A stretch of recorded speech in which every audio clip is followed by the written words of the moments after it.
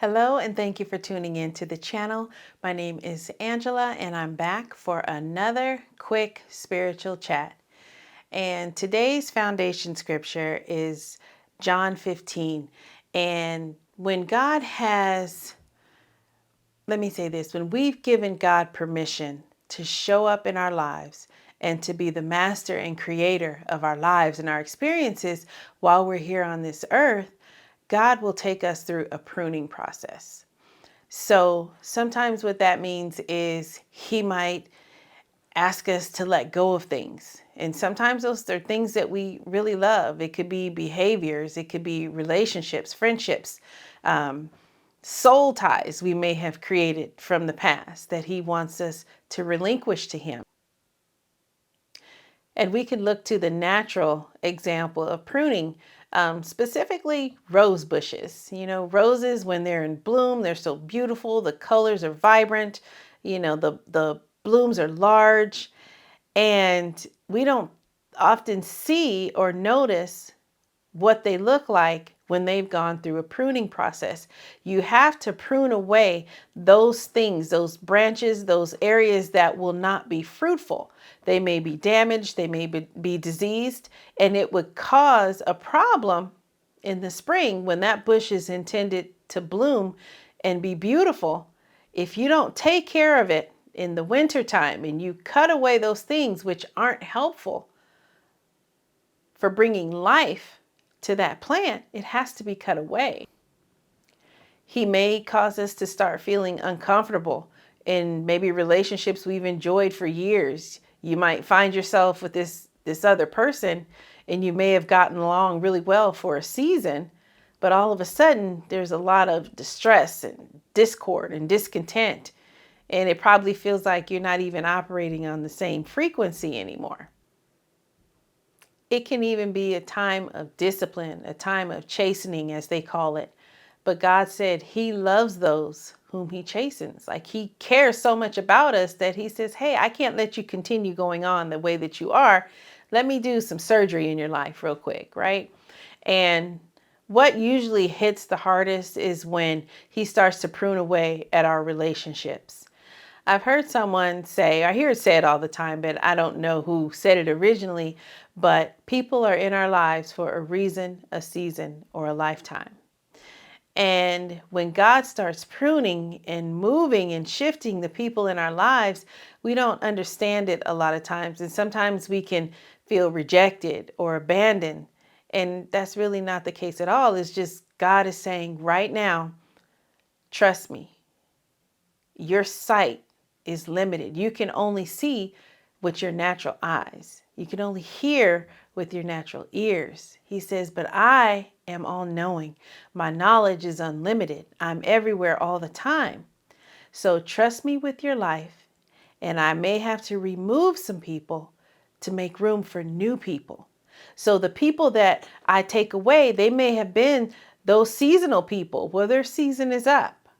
Or if they're those people that were there for a reason, then maybe they fulfilled their purpose in your life. Or maybe you fulfilled your purpose in their life. But God is saying, I need to move you forward, and I need to remove this in order to make room for what I have for you. Because the word says that he desires to do a new thing. And sometimes we can halt or slow down what he's trying to do in our lives because we won't let go of what was. And so he says you cannot put new wine in old wineskins or they will burst. So when you feel God taking you through that season where he's pulling away, don't lose heart.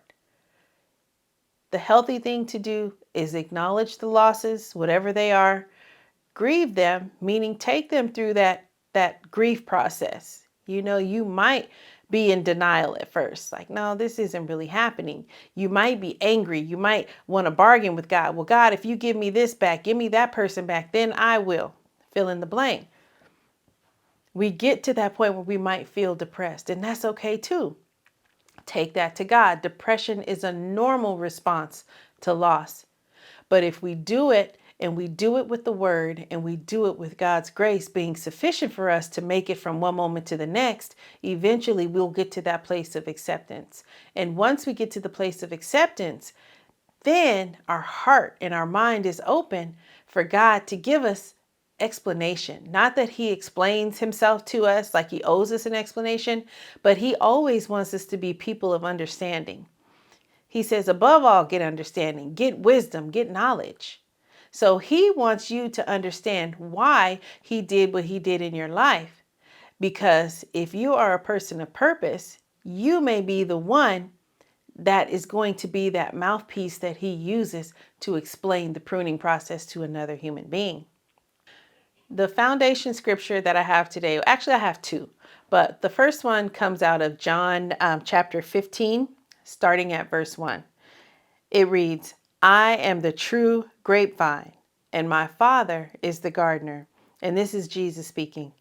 He cuts off every branch of mine that doesn't produce fruit, and he prunes the branches that do bear fruit, so they will produce even more. You have already been pruned and purified by the message I have given you. Remain in me, and I will remain in you. For a branch cannot produce fruit if it is severed from the vine, and you cannot be fruitful unless you remain in me. And so what Jesus is saying is that he is our source. So when God is taking us through this period of refinement and he's pruning, he's saying, trust me through the entire thing. And when you come out on the other side, it'll all make sense.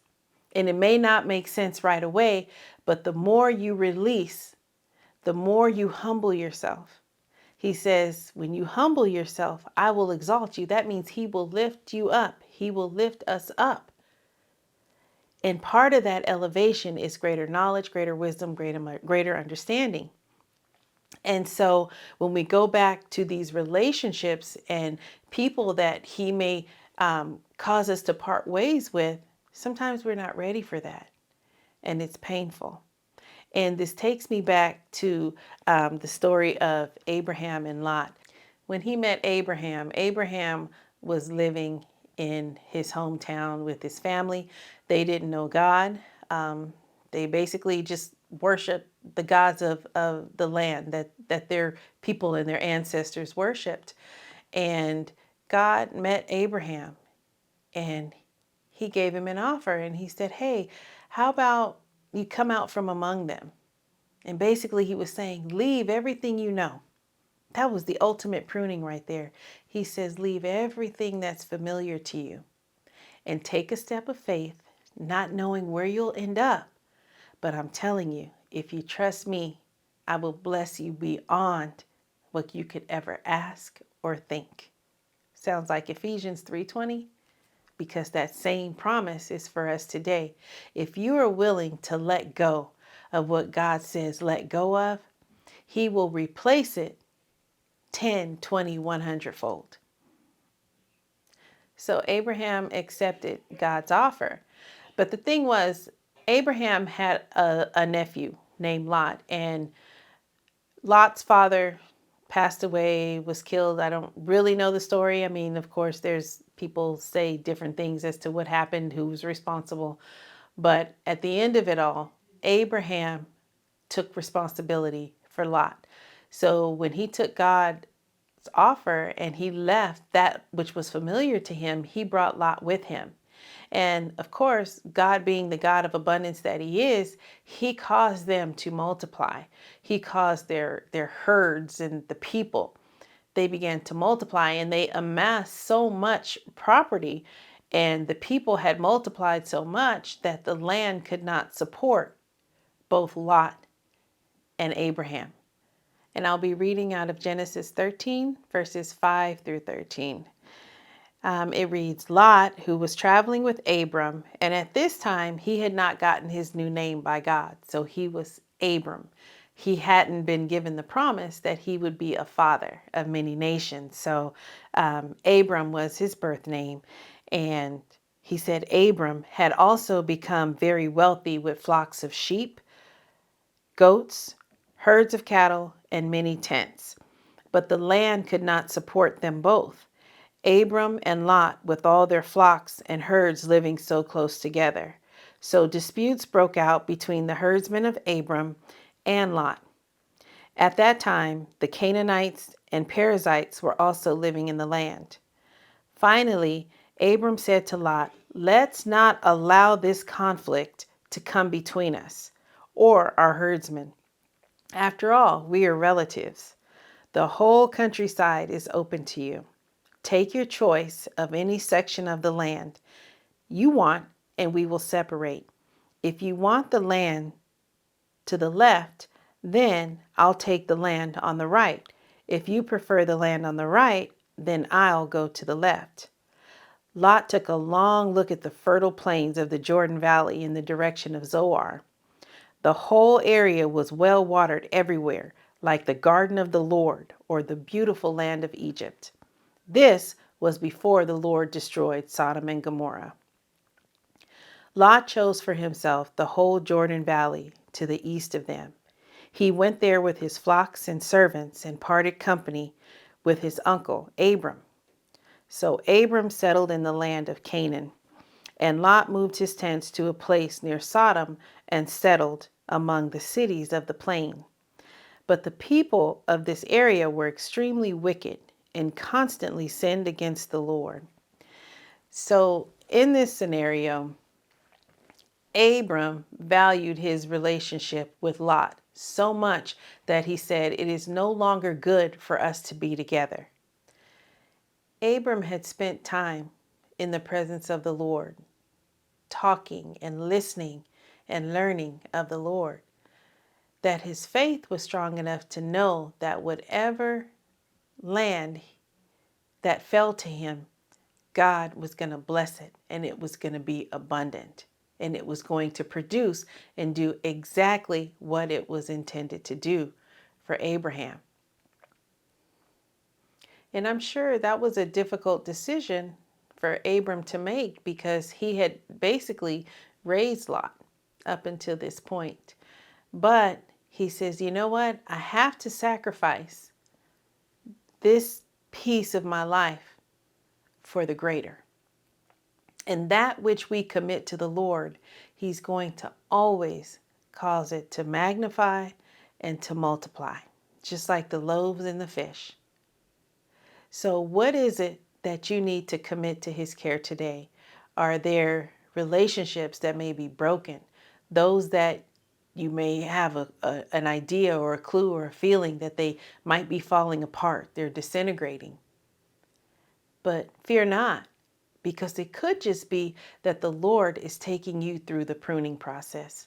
Let Him cut away everything that He knows will be a hindrance or a snare to you later on down the line. Let Him take it. Give it to Him willingly and watch what He does with it. And not only what He does with what He's taken away, but that what He's done in and through you in the process. Thank you so much for watching. Love and blessings. Bye-bye.